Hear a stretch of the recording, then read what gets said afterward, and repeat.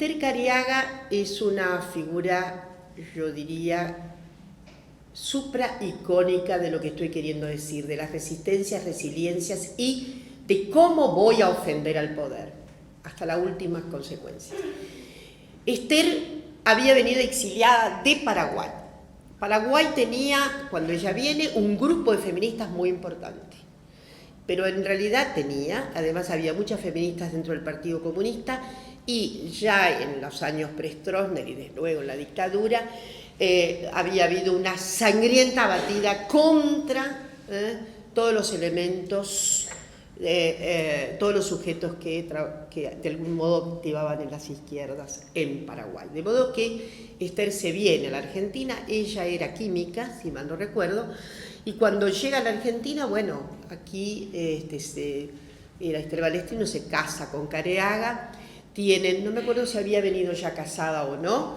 Lo cierto es que, bueno, sus hijos comienzan a militar, desaparece una de sus hijas, luego aparece, se habían ido a Suecia, pero ella vuelve a la Argentina para seguir militando por la aparición de las hijas e hijos de aquellas mujeres. ¿Se imaginan ustedes? Entonces Esther es una de las personas que fue tomada en la iglesia Santa Cruz aquella noche, en donde obviamente marcadas por Astiz, como lo fueron, y también la desaparición de Alice Dumont y su compañera, las dos monjas francesas que en realidad fueron tomadas en ese mismo, no en esa noche, sino en un momento más tarde. Y Azucena, yo dije Asunción, ¿no? Qué barbaridad, bueno, Asunción. Azucena, frente a este horror, ustedes saben que todo lo que estaban buscando era recursos para sacar una gran solicitada, que va a salir el 9 de diciembre del 77. Y ahí nomás, cuando ella va a comprar el diario con la solicitada, ahí es secuestrada en su casa que vive en el conurbano, y increíblemente estos son los cuerpos que aparecieron, fueron lanzadas al mar, y fueron de los cuerpos que fueron enterrados como NN, y no hace muchos años que el equipo argentino de antropología forense identificó estos cuerpos. Increíble, esas madres, siempre he pensado que no es metafórico, dando cuenta de su resistencia aún muertas, porque no cejaron y tuvieron que ser reconocidas, y siguieron interpelando tremendamente a las estructuras más violentas de nuestra sociedad. Muchas de ellas, obviamente, se convirtieron en el feminismo, ¿no? Muchas de ellas. Algunas no tanto, pero es el caso de tanto Norita Cortiñas como Tati Almeida, se reconocen como feministas, y Norita ha dicho los otros días, estuvimos juntas, y ha dicho, de nuevo, remarcando su consagrada osadía.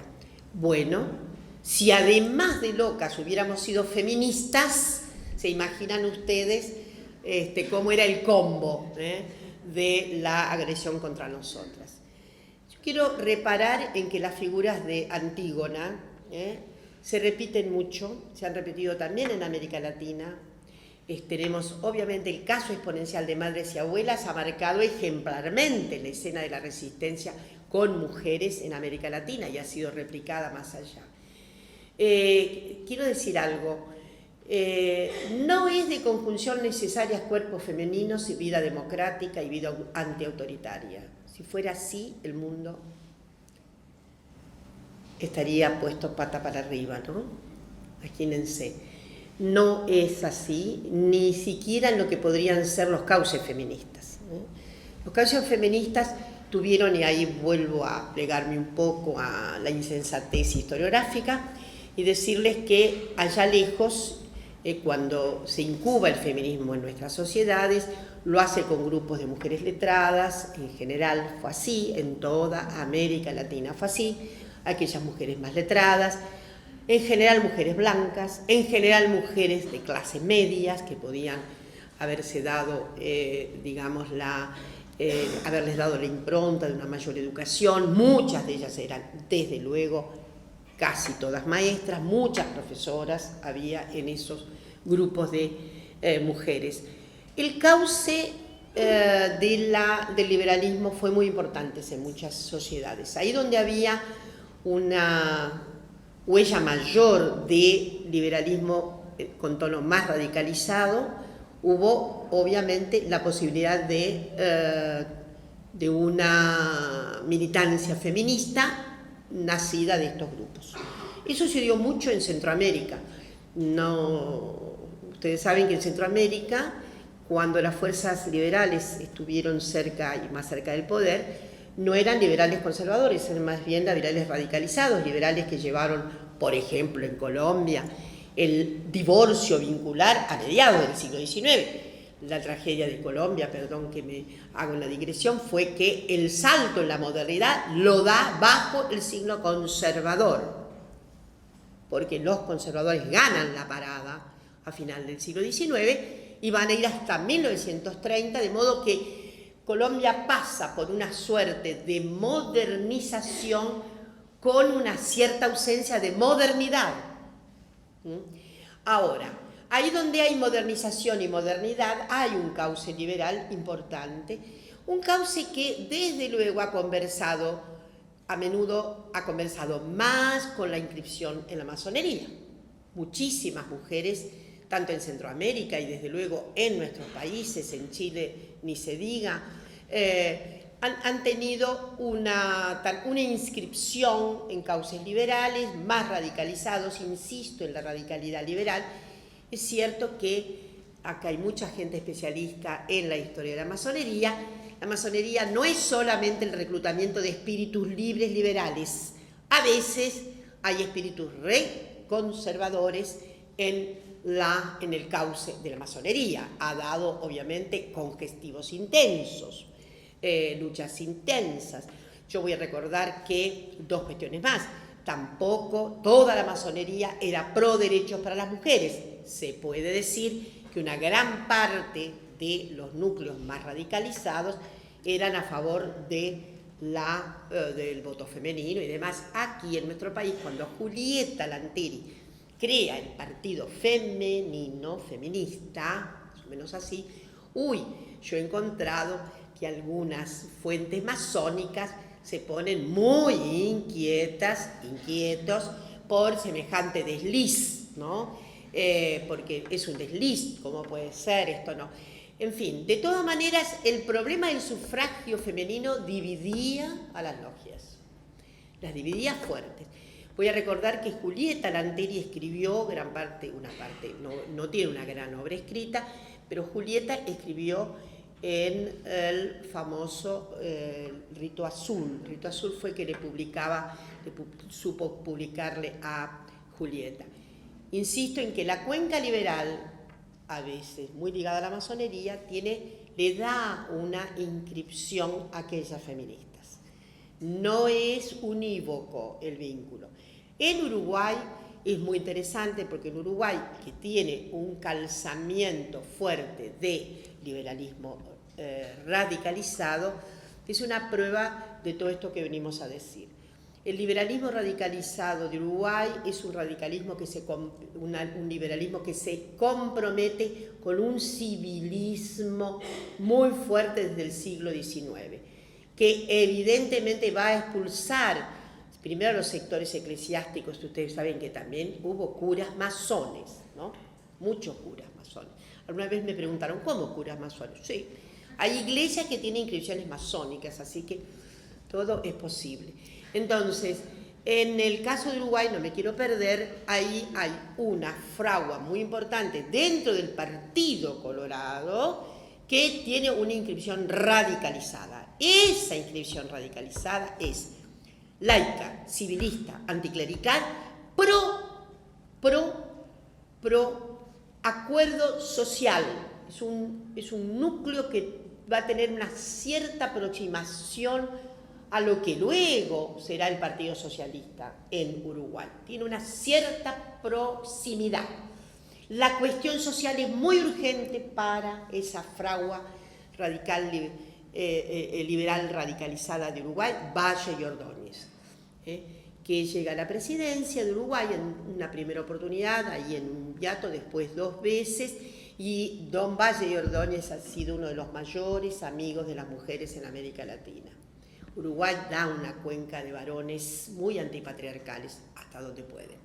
Pero, evidente, Valle y Ordóñez es una figura siempre, emana de esa figura una consagración a ciertos principios y libertades notables, de toda la condición humana. Él acompañó fuertemente el voto de las mujeres, acompañó los grandes cambios que tuvo la institución estatal en Uruguay. En 1907, Uruguay tuvo divorcio vincular. En 1910 acentuó, en 1912 acentuó aún más la prerrogativa del divorcio vincular, no del divorcio. El divorcio también lo tenía la Iglesia Católica. El asunto es descasarse y volverse a casar. Entonces, en Uruguay tenemos un anticipo notable de libertades extraordinarias en torno de nada menos que esta consagración de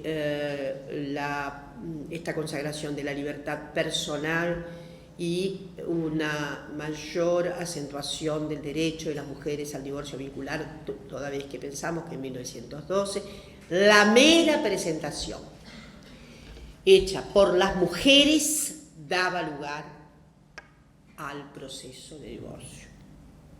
Piensen ustedes que nosotros tuvimos divorcio vincular en 1954.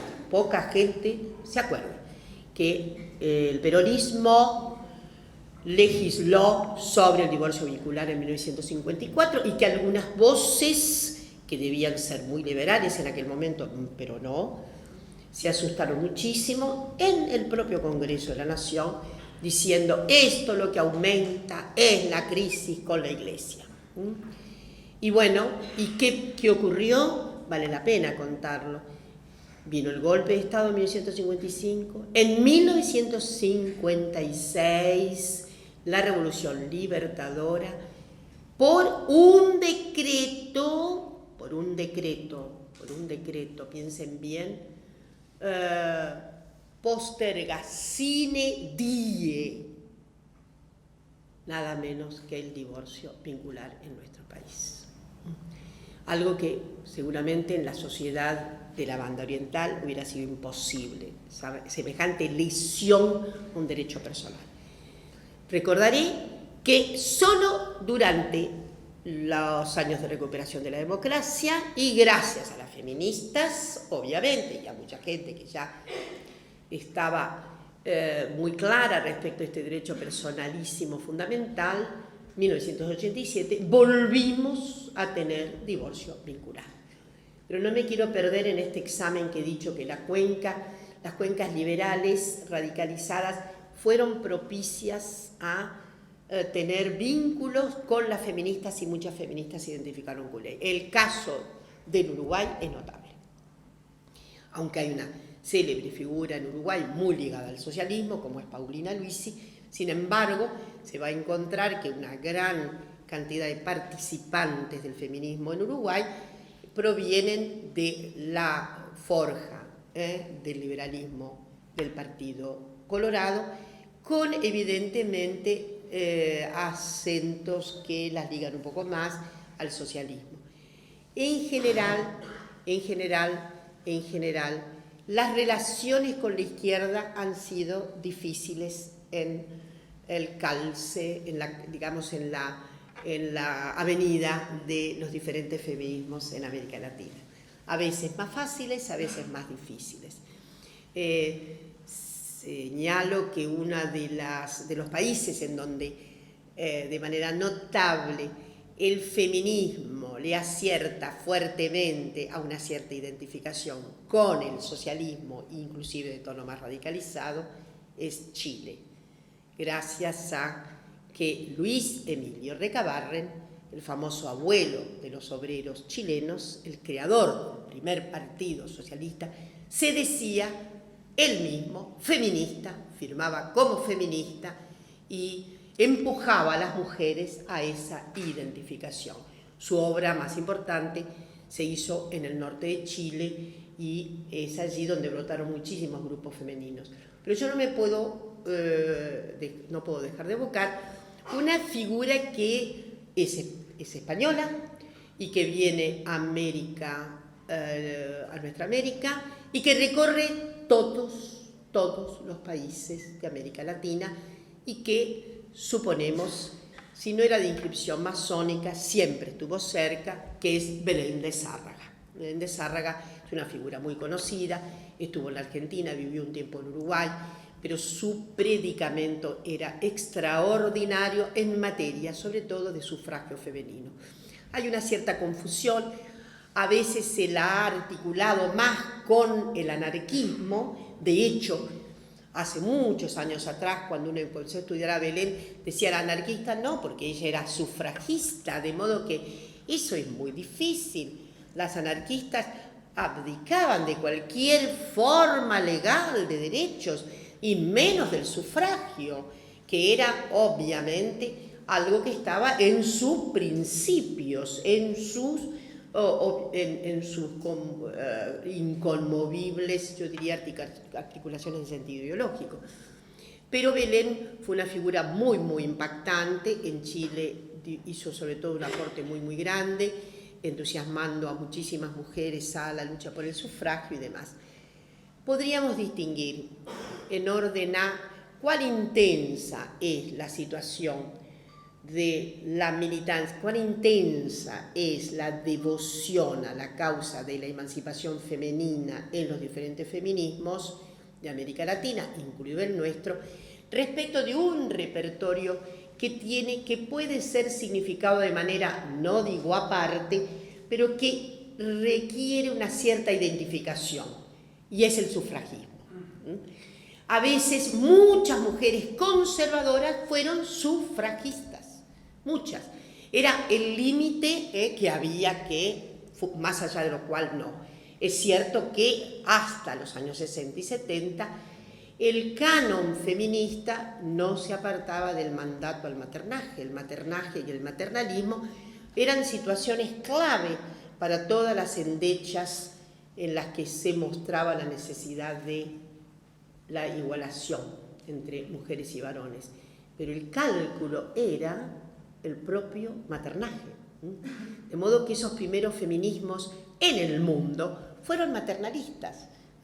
Había un significado en clave de el marcador de todas las protestas era justamente nosotras que somos madres y que necesitamos entonces toda la dignidad del reconocimiento. Abandono un poco por acá la idea de que efectivamente había muchas mujeres contagiadas con signos muy democráticos en general, pero también hubo algunos grupos de feministas, sobre todo, insisto, de las feministas que estaban mucho más ligadas a la lucha por el sufragio, no por el derrame de los otros derechos, que a menudo se ligaron inclusive no solo a propósitos conservadores, sino a circunstancias muy dolorosas, como el grupo de feministas que sigue a Gerardo Machado, el dictador en Cuba, porque les ha prometido el sufragio. Esto es muy doloroso, es una página, pero no podemos dejar de contarla. Nadie es perfecto. Entonces, este movimiento ahí tiene un traspié. También, y de manera más cercana, lo puse un poco en el enunciado, otra fórmula conservadora a la que asistimos en América Latina de feminismos fueron ciertos feminismos que actuaron durante la dictadura de Stroessner. en uno de esos grupos, que era un grupo hegemónico dentro de las batallas por el sufragio. Debo decirles que Paraguay fue el último país de América Latina en otorgar el sufragio a las mujeres. Entonces, esos grupos de mujeres, inclusive muchas veces la mujer de Stroessner presidía de manera telúrica, era la presidenta honoraria de la comisión.